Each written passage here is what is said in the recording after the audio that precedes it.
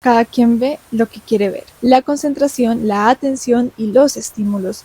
Actualmente es un tema que preocupa a muchas personas, incluyéndome, por eso realizo esta reflexión al cuestionarme cómo nos concentramos en primer lugar, cómo funciona este proceso, qué determina la concentración, podemos aumentar nuestra concentración, pero sobre todo a qué le prestamos atención. Y con esto no solo me refiero a estímulos externos o a qué tan productivos somos, sino en nuestra vida, a qué le damos prioridad, a qué justamente le regalamos y le damos nuestra energía, nuestra atención y nuestro tiempo. En pantalla estarán apareciendo los tiempos de este video, ya que tiene diferentes partes y diferentes capítulos con distintos temas. Si te interesa alguna en específico, puedes ir directamente. Como siempre, las referencias de este video y los materiales sugeridos los dejo en la descripción. Para iniciar, definamos un poco esto, la concentración y la atención. ¿Qué son? La definición de concentración es poner la atención o el pensamiento en algo. También podemos ver un sinónimo de estos dos que es atender, prestar atención, y el significado de este es aplicar voluntariamente el entendimiento a un objeto espiritual o sensible. En general, en estos dos nos damos cuenta que es llevar nuestra atención hacia un punto en específico, hacia una tarea o una cosa específica. Otra definición que me encontré, que también les quiero leer, es la siguiente. La atención es el conjunto de procesos de la percepción y la cognición, o sea, la manera en que nuestra mente trabaja para pensar y entender el mundo. Este nos permite priorizar ciertos eventos para un análisis o una acción posterior. Por esto, juega un papel en casi todos los fenómenos psicológicos. Esta definición sale en una de las referencias que les dejo, que es una investigación donde se habla de la atención y el aprendizaje. Más adelante hablaremos más de esta investigación.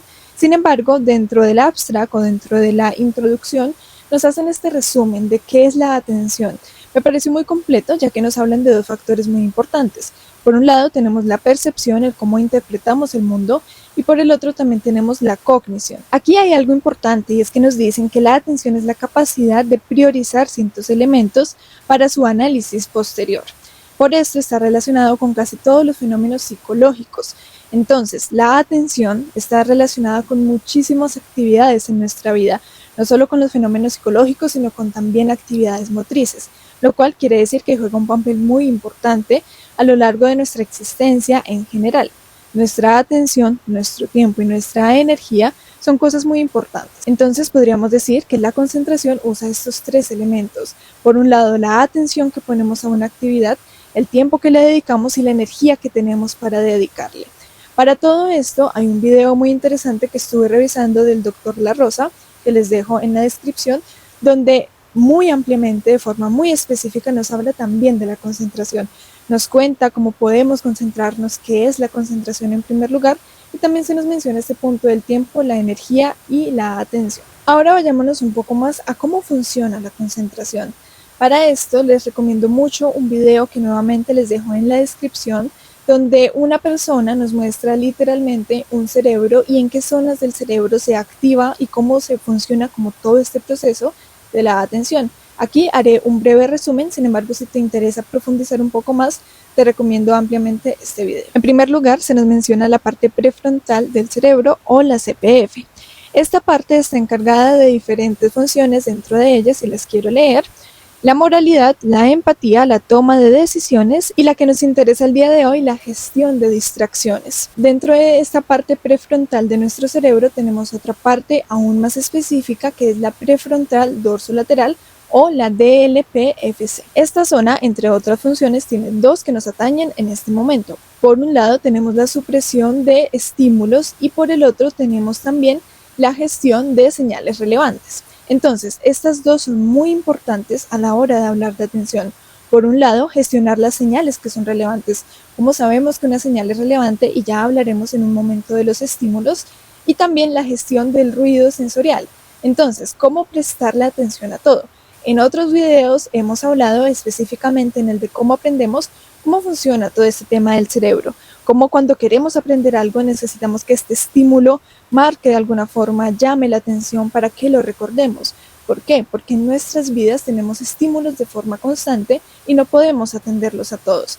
Por ejemplo, en este momento yo estoy grabando este video y mi enfoque principal y mi atención principal está en la cámara, en lo que yo estoy diciendo y en general en todo este entorno.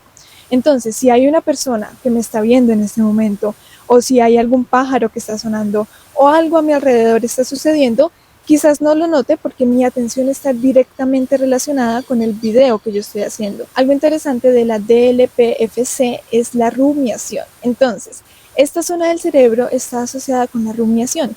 ¿Qué es la rumiación? Es como tener un problema y darle vueltas, pero no desde el análisis, sino más desde el estar envueltos en esa situación y revivirla sin realmente hacer un cuestionamiento, como por ejemplo lo veíamos en el pensamiento crítico, sino más desde el lado del revivirlo de una forma constante sin llegar a ningún lugar con él. Entonces, ¿qué sucede? Este tema de la rumiación y la asociación con la DLPFC es este tema tan potente de poder silenciar el resto del mundo y solo prestarle atención a este pensamiento que tenemos. Entonces allí entra este tema interesante.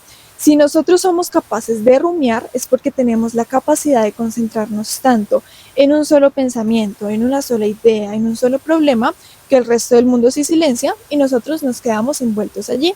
Entonces este es un aspecto quizás no tan positivo, especialmente en personas depresivas. Sin embargo, lo cito para que veamos el poder de la concentración que genera esta zona del cerebro. Otras funciones importantes que tiene esta zona son funciones ejecutivas, el resistir a las tentaciones, el enfrentar decisiones desafiantes y sobre todo el concentrarnos. Otra zona también involucrada en este proceso es la corteza circular anterior o ACC, que cumple una función similar a la dorsolateral, pero de una forma menos eficiente. Aquí es importante aclarar que la zona prefrontal y por lo tanto las demás zonas que mencioné solo se desarrollan completamente hasta los 25 años. Entonces es interesante esto y preguntarnos también, si solo se desarrolla hasta los 25 años, ¿qué sucede con lo que vivimos anteriormente? Que también influye en nuestra atención y en nuestra concentración. Aquí es donde entra el tronco encefálico. Este tiene más de 100 redes que conllevan o que están relacionadas con el sistema reticular activador.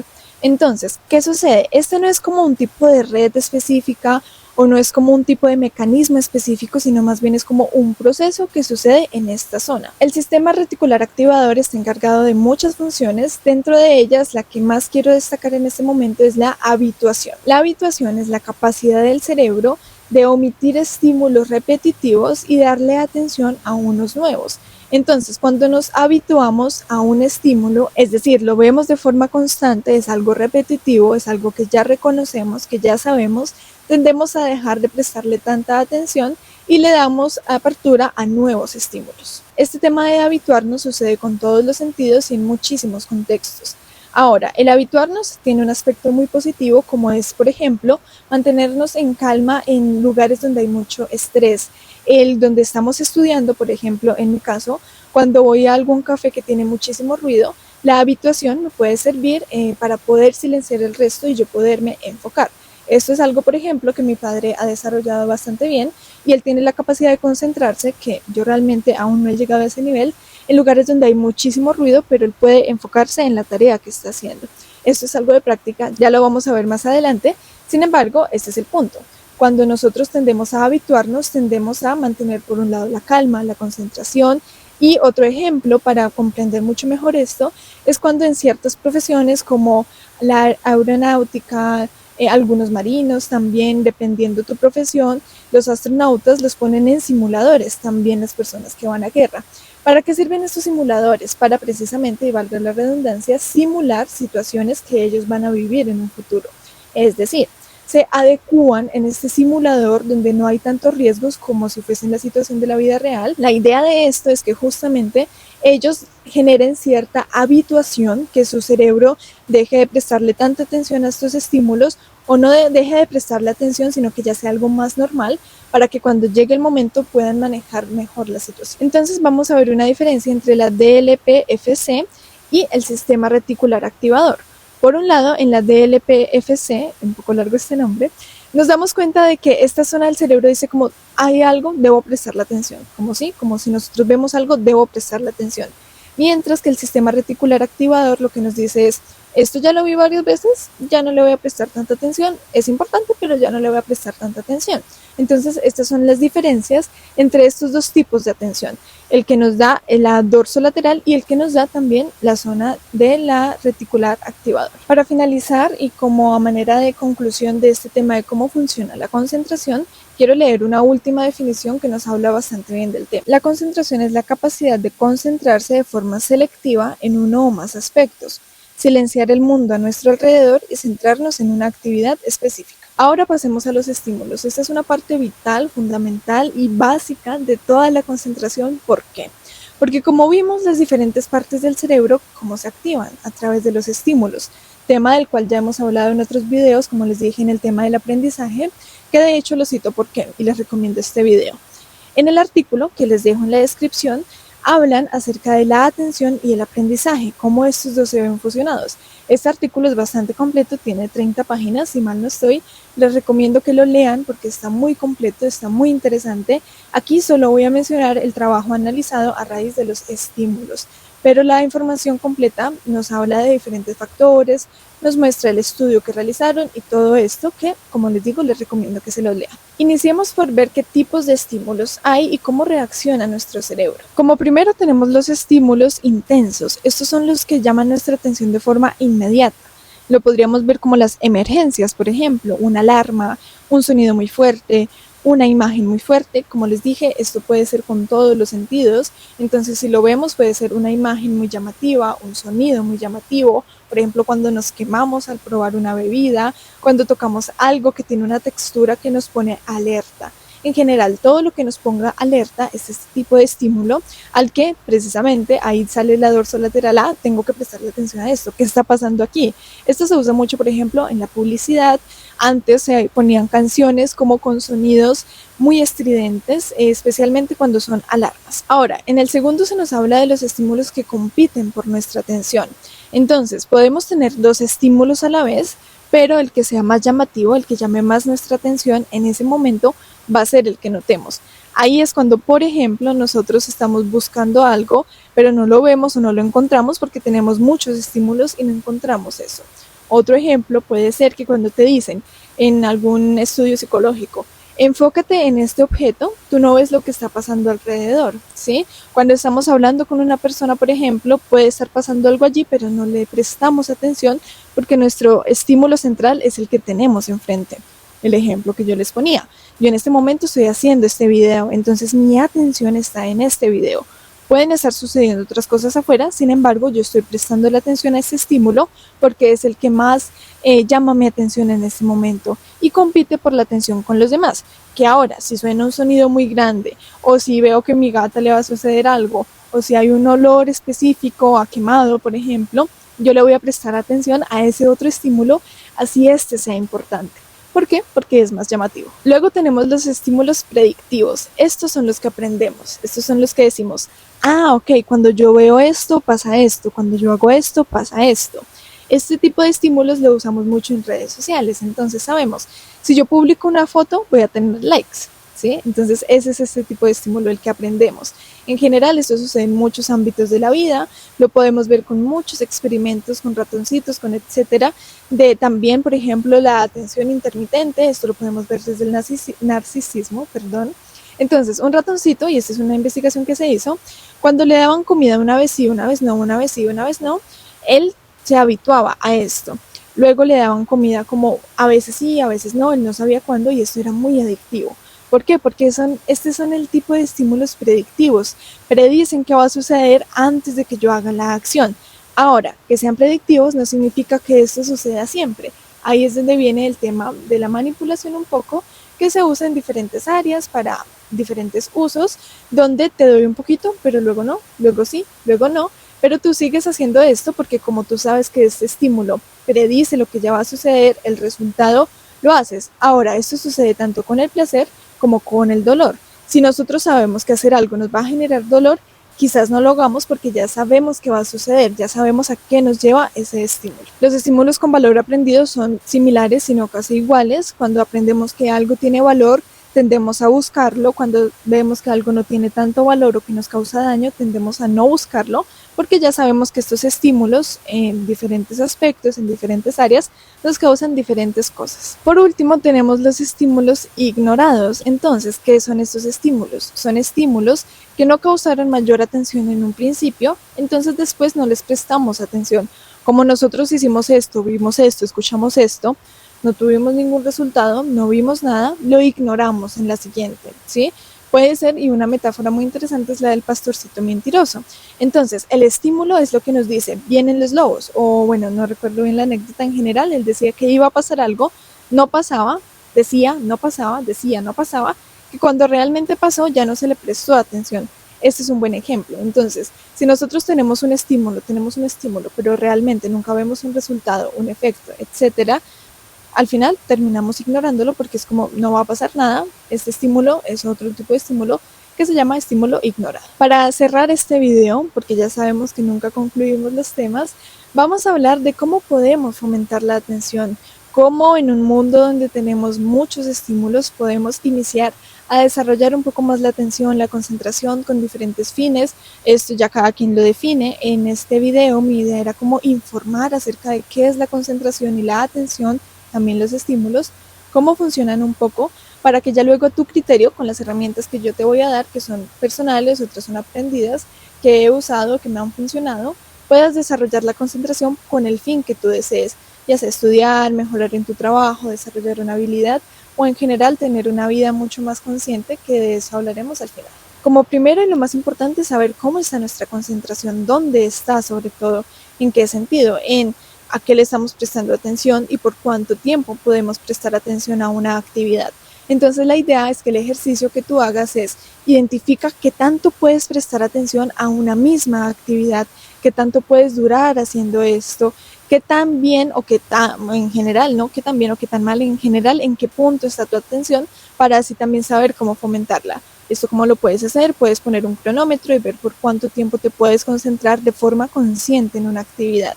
Entonces tú inicias a hacer la actividad, la estás haciendo, cuando ya ves que tu cerebro dice como que, ay, yo debería hacer otra cosa, o se distrae en general, ahí paras el tiempo y miras por cuánto tiempo te puedes concentrar en una actividad. Esto quizás para algunos puede ser frustrante, ya que se pueden dar cuenta de que es muy corto, para otros no, pero bueno, en general, si no sabemos en qué punto estamos, no sabemos qué vamos a hacer ni desde dónde partimos. Podemos estar mejor de lo que pensamos, podemos estar peor de lo que pensamos, pero aquí esto no es lo importante. Lo importante es saber dónde estamos para luego iniciar a trabajar en ello. Luego, entrenarla de forma progresiva.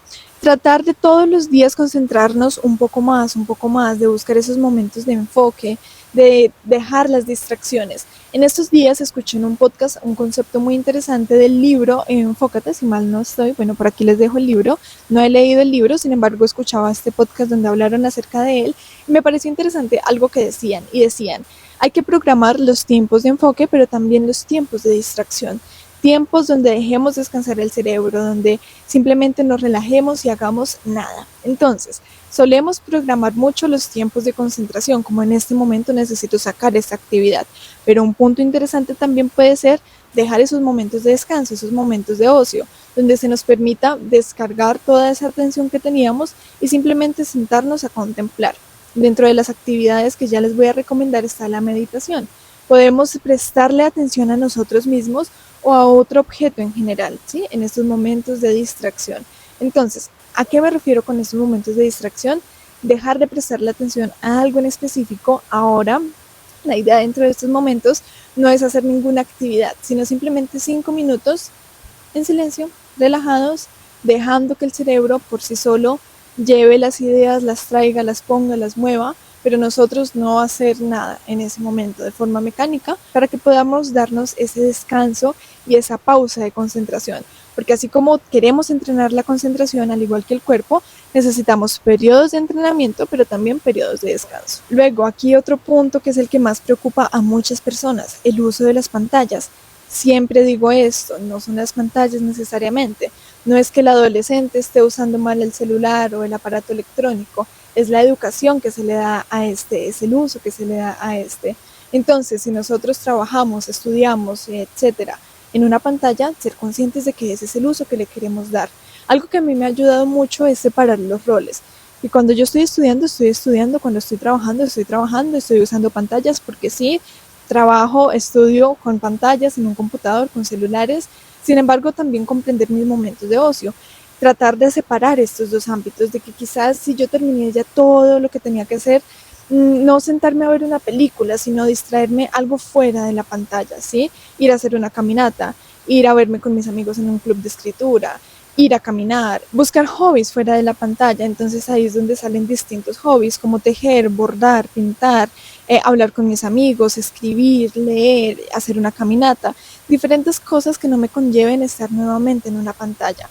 Si nuevamente debo estar en una pantalla a raíz de alguno de mis compromisos, comprenderlo así, verlo como una herramienta, no como algo que yo dependo de. Este proceso no es sencillo, evidentemente, ya que están muy bien diseñadas las redes sociales y todo lo que nos absorbe nuestra atención. Sin embargo, hay que entender que esto no solo es de la actualidad, esto viene de hace muchos años con la televisión, con la radio, con muchos otros aspectos, pero dentro de ellos siempre han habido personas que saben su uso. Y ahora, algo interesante, y lo que yo siempre les recomiendo, y puedo ser un poco repetitiva en este tema, pero es el mismo consejo: investiguemos la función y el uso de las redes y nosotros definamos para qué la vamos a usar.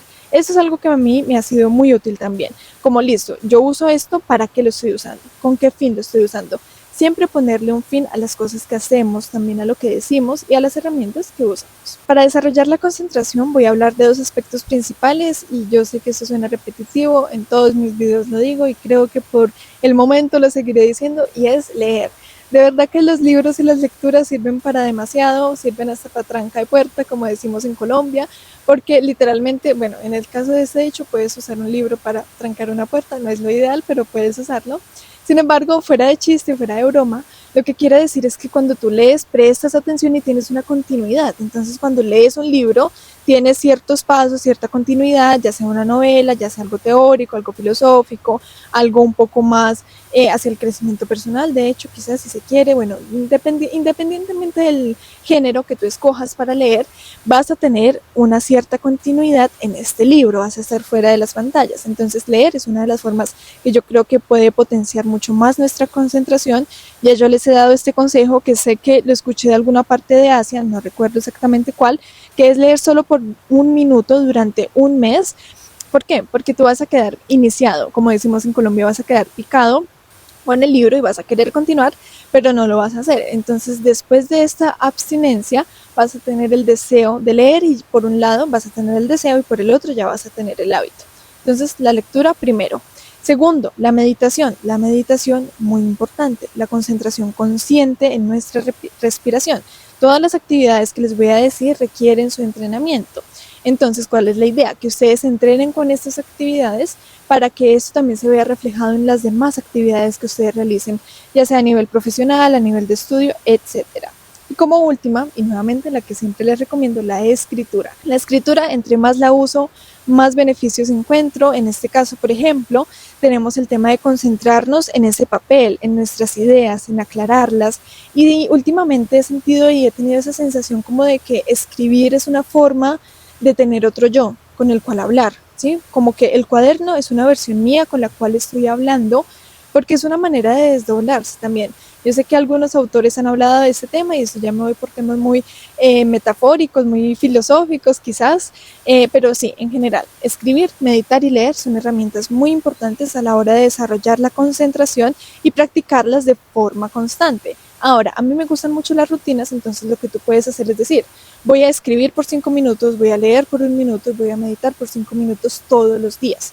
Entonces esto te puede ayudar, incluir estos hábitos que ahora no lo hago desde, y ya tengo un video de hecho de los hábitos, no lo hago desde el lado estético de los hábitos, sino desde el lado funcional, porque podemos tener hábitos estéticos. Sin embargo, en este caso estoy hablando de hacerlo realmente conscientemente, con este preciso enfoque, con este tema de la concentración, de todo este tema de la atención, de prestar más atención. La reflexión final que quiero dejar en este video, más allá de desarrollar la concentración, más allá de desarrollar la atención, es para qué la queremos desarrollar también.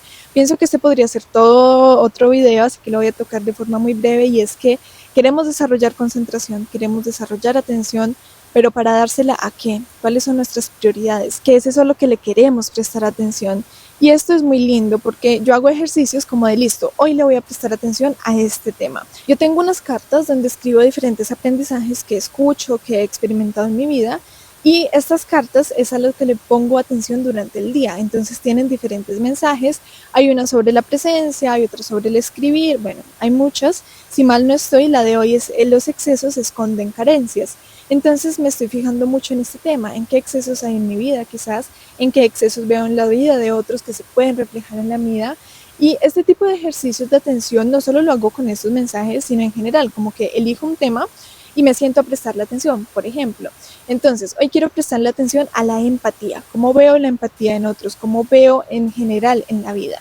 Y también el tema de nuestros proyectos, de prestarle más atención a nuestra profesión. La práctica deliberada es otro punto muy importante que lo hablamos en el video del talento y el éxito, y en general muchos puntos. Y si deciden hacer esto, que también es algo que me parecería interesante, que de hecho se me acaba de ocurrir esta idea y pienso que lo voy a hacer con mi canal de YouTube, es ir a ver uno de los videos que he publicado, uno de los temas, y prestarle atención durante la semana a este tema, ya que la idea justamente de estas reflexiones no es cerrar los temas, no es concluirlos, es abrirlos, es darles la posibilidad de seguir reflexionando acerca del tema.